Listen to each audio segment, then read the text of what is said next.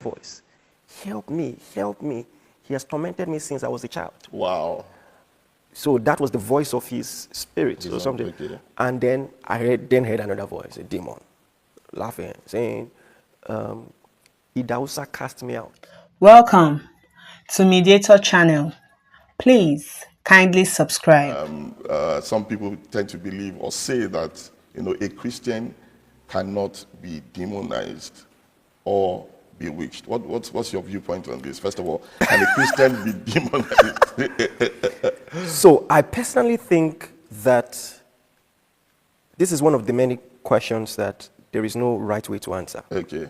If you say, yes, a Christian can be demonized, you're wrong. Okay. And if you say, no, a Christian cannot be demonized, you're wrong. Okay. And before I explain or criticize the direct answer to any of those responses, let me say that, let me explain it this way. In Mark chapter 16, verse 17, Yes. Jesus said, these signs shall follow them that believe in my name. They shall cast out devils. They shall speak with new tongues. Well, can every Christian cast out devils? Yes, from the perspective that they ought to be able to. Can every Christian speak in other tongues? Yes, from the perspective that they ought to be able to. Well, but is it true experientially? No. So I think that the divide now comes from where you stand. A lot of people argue covenantally or from a salvation aspect, and some people argue from the experiential aspect. And both answers have problems.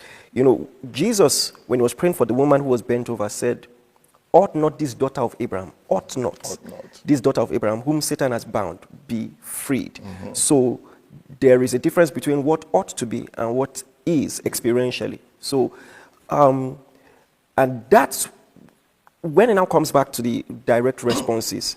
I think it would be wrong to just simply say, yes, a Christian can have demons. And because, especially from the biblical aspect, from the covenantal aspect, from the salvific aspect, which should be our core emphasis. The Bible says that he has delivered us from the kingdom of darkness and translated us into the kingdom of his dear son, and that he has given us power to trample upon serpents and scorpions. So from a faith perspective, if we go about preaching that Christians can have demons, especially when the average believer doesn't to begin with know the extent of the power that they have in them, and we are still getting them to pray and confess the Pauline prayer, that they will know the riches of the glory of his inheritance in the sense, the exceeding greatness of his power. So we are faith people and we preach faith, not fear. So when it comes to demonic spirits, you are dealing with very stubborn, disobedient spirits. So they will try. Mm-hmm. Even if it is your right in Christ to have liberty and authority and all of that, they will still try. And if you don't know who you are, it won't matter who you are. So I've seen many believers, for instance, do things that create an inroad, unforgiveness or syncretism, maybe out of desperation. You visit a herbalist or something like that. Psychic. And those things create an inroad. And experientially, I've seen Christians have demons. Okay, but it ought not to be. I guess, are you saying in summary that a Christian should not be demonized? Yes, sir. By reason of the finished work of Christ? Yes. Sir. But oftentimes you find Christians demonized experientially because of an open door or something or the other. Sir, when I was teaching this one day, I think it was the Second World War, there was a guy who was fighting for the Japanese. Yes. But he was on an island. Yes, I remember that. And close to 30 years, the war was over, he didn't know, and they couldn't communicate with him. So he's free, but he's still in bondage. He thinks what he's doing is in service of his country, but it's needless. Yes. So because he couldn't hear the news of his freedom, he was still in fact, the few information he got, he thought it was the enemy trying to lure him out of his hiding. So there are many believers who don't know, like you said, the finished work of Christ, who they are in Christ. Yes. And if you don't take your stand, it won't matter that you have a stand. In fact, one example I had that was similar to this is that his captors actually made him believe that the war had not been won. Wow. So he was kept in bondage by deception. Wow. Yes, for so many years. Wow. Another good example, since we're talking about it, it will be the example of if a person buys the house, they are the landlord, and then you let it out to a tenant, but the tenant refuses to pay rent or refuses to leave. and then you try to you try to eject the tenant from the house, but the tenant is, I'm not leaving. It's your house. Yes. But and you have the Yes. is it Legally, title it's deed, yours. certificate of occupancy, and so you have to enforce, you know, enforce your legitimacy. Yes. If not, the tenant does not leave. Oh, yes. And so I mean, yeah. So it's interesting. So based on your experience, Yes. you know, have you had the occasion to now cast out demons from anybody? Sir, you know, I'm more in deliverance ministry than people know. Oh, So interesting. every week, every week. So So you- I mean, like, I think the last one that was very emotional for me. Yes. So we were in a service. The atmosphere got very, very intense. And there's this lady, wonderful lady. I've discipled her for a while. And when I was done preaching, I went to the lounge and I was just hearing a shout. They were praying for somebody in the room just beside the lounge. So I went there to see what was happening. And here is this daughter of mine. A strange voice is talking through her. You know, and she was doing too much. Someone you know. Very well. She was doing And too you can much. vouch for as a Christian. Yes. Okay. She was doing too much. I didn't have any problem with her going to church, but she was doing too much. She began to pray too much. She began to study too much. And, you know, and as soon as I got in, the demon who was violent and a lot of people were trying to hold, just kept quiet because that had been the play, trying to hide. In fact, there's another story I'm going to tell, trying to hide every time I'm around. So as soon as I walked in, she just kept quiet. Wow. But it was already too late. And I really thank God for the deliverance God gave. You know, I said, is it my daughter that you are oppressing like this? Is it my daughter? You know, and I said, in the name of Jesus, leave. And she just bent over, vomited blood. The deliverance ministry is a gory sight, vomited blood, and then that was it. And that was the fourth case that weekend. Wow. In one weekend. In one weekend. So, I mean, it's something, again, ought not this daughter of Abraham, whom, you know, Satan had bound to be free. So we've seen that quite a number So of you were times. going to give another, I'm a medical doctor by Yes, sir. training. And like you were saying the demons hide. Medical doctors, the way we diagnose situations is that somebody comes with symptoms and signs. Symptoms are the things that, oh, I have headache, I have fever. Signs are the things that we see. You saw a sign in that you saw Yes. something in the person's eyes.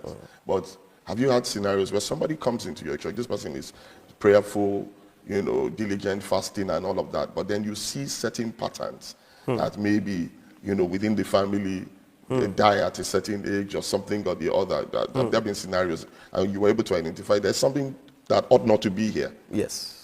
Have there been incidents like that? Yes, there've been quite a number, and in fact, one dramatic one I can think of.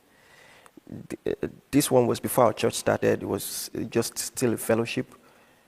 This guy was operating with a familiar spirit and full blown. So he was giving spot on prophecies to people. Spot on.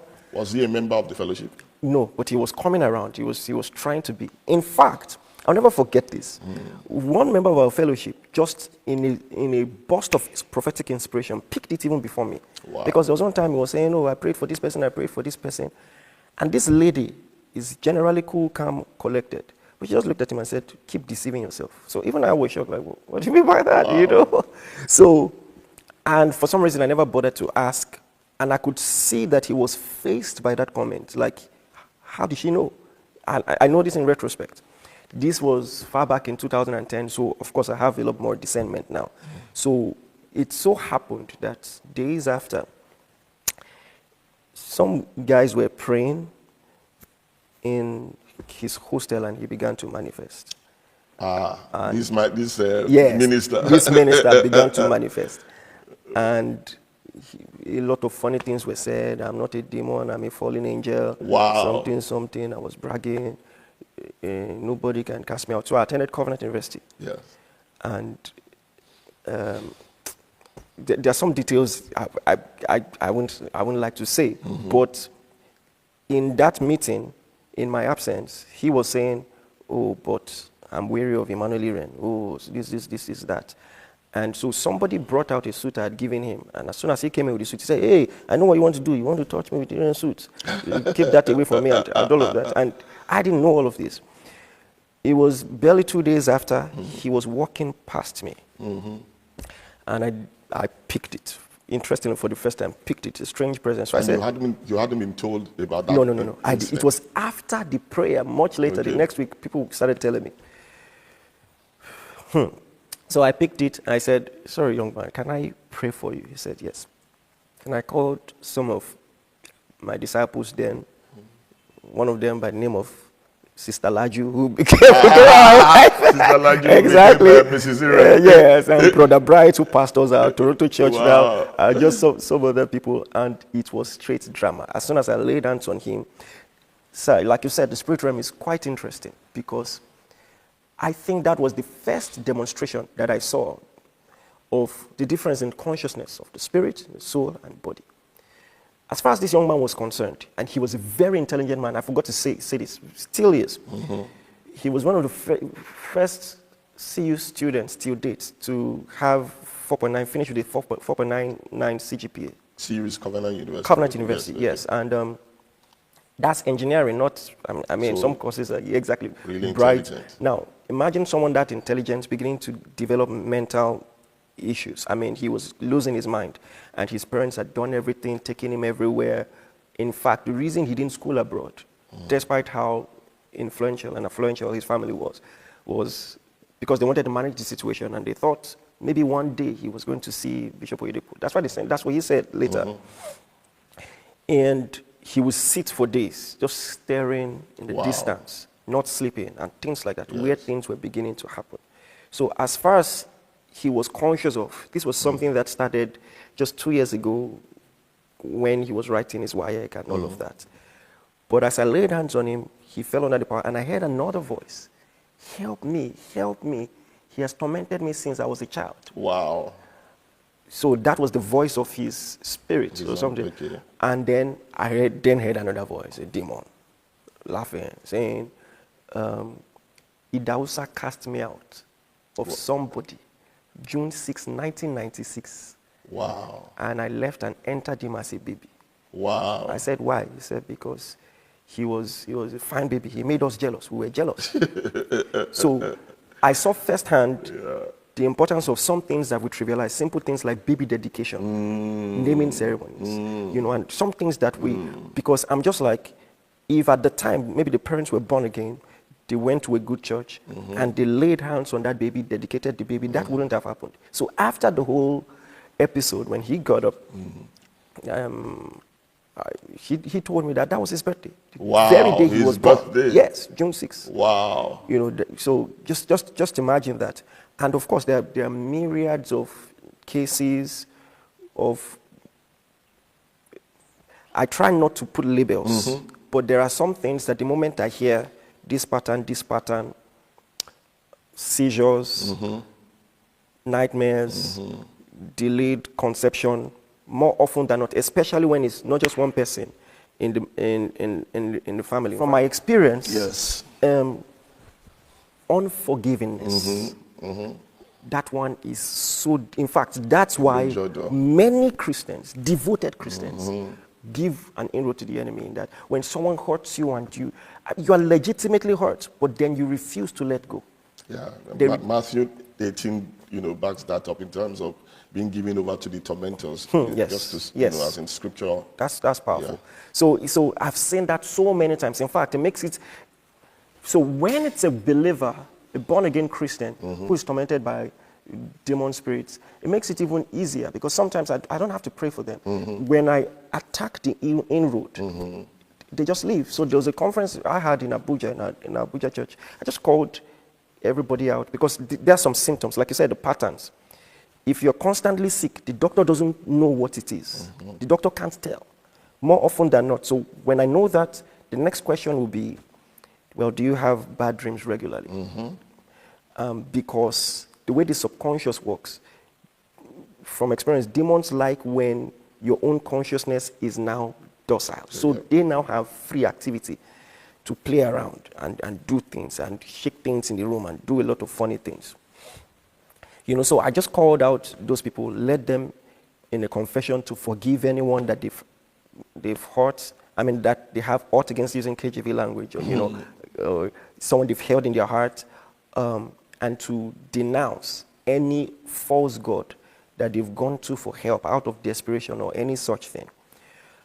As we were still talking, a lady just vomited almost in a projectile way. Wow. And fell under the power, and demons left. And that was it. So when the inroad is addressed, or sometimes when the cover is exposed, there was something that happened my first time in London. I was teaching on this, and I said, for instance, most cases, and I'm being very careful here, but most cases of hormonal imbalance are caused by demons. As soon as I mentioned that, a lady who had exactly ovarian disease, yes, began to manifest. Wow. In fact, so now there's a viral song from that by Prince Emmanuel, Botage, or anything that is not of God in my heart, Botage, because in my raw anger, I just said, come out of her. And when the demon was taking it up, I said, Botage, I don't know. Botage is Yoruba for come out. Come out is Yoruba for come out. So I think I know that sparked Prince Emmanuel to write that song and all of that. So that was where it happened. And so sometimes when the cover is exposed, the demons are exposed, they begin to manifest. And in fact, it depends on the gravity. Sometimes, because there are also cases we've prayed for the person, the demons left. When they went back, the demons came. Because if you're living in a house where some prophet has said, bury this here, bury this here, your entire house has become an altar. Very much and so. all those kind of things. So it was the authority, the God-given authority that his parents have over him, that exposed him in that way. And like I said, I can trace the familiar spirits to one of the prophets who came.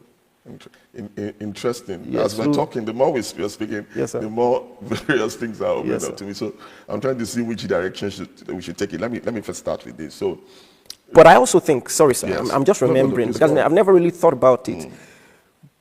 Considering that from his birth, there was already a demon, I also think they were practicing complacent Christianity. Like he was never under an atmosphere where the power of God was really hot. Okay. So I think there's that too. Okay, good. This helps, and we'll come back to this. So let's now talk about believers who setting covenants, maybe like prior covenants. They are committed Christians. Oh yes. And their family, they are devoted and all of that. And then you begin to see some patterns, from other deities, or have you had experiences like that? And how do you explain that? Many of that. We've had interesting cases. There have been ladies, not one, we're praying for because there was delayed conception. Yes. And one old relative, either mother or grandfather, will speak out and say, what are you doing? What are you doing here? Don't you know this is a covenant in our family? Wow. Exactly. Your children are offered to so and so. So we've seen things like that. And just the same way Christians have the privilege of dedication, where Hannah can say, if you give me a child, I will give him to you. And I mean, from the spiritual standpoint, you don't wait for Samuel to grow up to decide what he wants to do.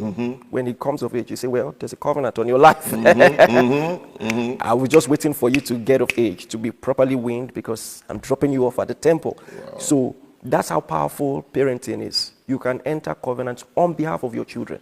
So there was a lady, it was our camp meeting, and she began to manifest. And it was quite violent. In fact, the demon was trying to quickly kill her before we delivered her. Wow. So right there. So the demon made her run to the road, to the express. We had to run and go and get her. Wow. Yes. And the demon was like, this is not fair. He was arguing based on legality. This is not fair. The father came to me. I gave the father money, and he gave me the children. Wow. So, okay, now you want to send me away. Okay, tell the father to give me back what I gave him. Wow. So we had to say, we're sorry. We're not there. We're not there. But the one who sent us said we shall cast out devils. So, and in fact, the part that touched me the most was in the last moments of despair, as the demon was about to leave. I said, now, because of you, she will have children. Wow. All the protocol members were there. We're about 14 in that place. Wow. Because of you. Because of you. So we've seen things like that. You know why I'm excited about this? Because by the grace of God, we've had seasoned, generals, older people from an older generation speak about this kind of things. And, it's easy to think, oh, it's that generation. But seeing somebody from your generation talking about this freely and Sir, the funny thing is, when everybody looks at me, I'm literally a regular guy. Yes. So I'm not even trying to be religious. Yes. It's just the things I've seen. Yes. In fact, the way I even started, getting into the deliverance, it wasn't exactly my choice. yes, me neither. Exactly. So I just saw that these things are real. And honestly, anybody who is not paying attention to the spirit realm will at least once or twice or 5 times be a serious casualty. Yes. There's a lot to talk about, but Yes, I want to really harness this within our time. Let's talk a bit more about this issue, about the issue of covenant and maybe some kind of priesthood that is still operative. Because you're talking about people who are in your church, who are committed, they love the Lord, and then they're saying that there's another covenant. So is it possible for somebody to be a worship leader and then have something else operative? Honestly, yes, because like I said, there are just some powerful spiritual principles. The principle of dedication. When the father or the mother of a child says, I give this child over, so now you're more exposed, you love the Lord, you will have to stand your ground. I've seen that many times. You will have to stand your ground and consciously separate yourself, denounce those covenants that have been entered into on your behalf, and all of that. The reason why I'm kind of like harping on this is because of, again, you come from, you grew up in Covenant University, your parents were, generally, those of us who, I give my life within the Word of Faith Church and all of that, there's a certain position that doesn't really talk about this, or it's like, well, they're born again, and there's... I'm honestly, sir, with due respect, when I see people argue things like this, I no longer even do. It's not a theological problem. I'm a pastor. These are the things I deal with. I can just bring you to my next prayer meeting and leave you to see firsthand the things that were the kind of, like one of the cases we dealt with recently. The grandmother was sick, so they brought the grandmother to the house to nurse the grandmother, not knowing that the grandmother was a high-ranking witch, was preparing her transition, wanted to hand over the baton. So in the night, the grandmother, this girl at the age of 6, dreamt, and she saw her grandmother under a tree. The grandmother gave her a nut to eat. She ate the nut, and she sleepwalked. So right on her bed, she sleepwalked. I don't know if please. So she woke up, sleepwalked to her younger brother, who was 2 thereabouts, sexually assaulted him. He became autistic from that moment. So that was the seal of the rituals. How old was she? She was young. She was young. She was 6 at the time. So she just she wasn't at the she age was of animated. She was like sleepwalking. Yes, sleepwalked. So that's another thing. There are some things that she had become a Christian and was now in your church. I wouldn't. She was a churchgoer. Okay. She was a churchgoer. Okay. Yes. Okay. Well, she had been going to church. Okay. And in fact, it was under the power that she began to say all these things and trace all the histories. The reason why I'm kind of like harping on this thing is because by experience, in church, when the power of God breaks out, these things begin to... We see it in Mark 1:35, Jesus, and then, and many times the way some pastors explain it out, they say, well, maybe that person is not born again or something. And or we take them out. Instead of casting out the demon, we cast out the person. And so, but it's really, really reassuring to hear that in your experiences, you actually see these things happen. Yes, yes. Yeah, and so I want us to take it to another level, because there are a number of layers Yes, yes, that sir. have come up, and I Yes, think sir. it's an opportunity to address a number of things. There are a number of people who may be going through stuff like this. They're confused and they're saying, "Am I not a Christian? Have I sinned? Blah blah blah." And it might be through this interview that light will come for them. So let's talk about a number of things, which is, so I believe from what we've talked about, there are some people who perhaps maybe they're born again Christians, but their dedications from before begin to manifest. Yes, yes. Or covenants begin to manifest.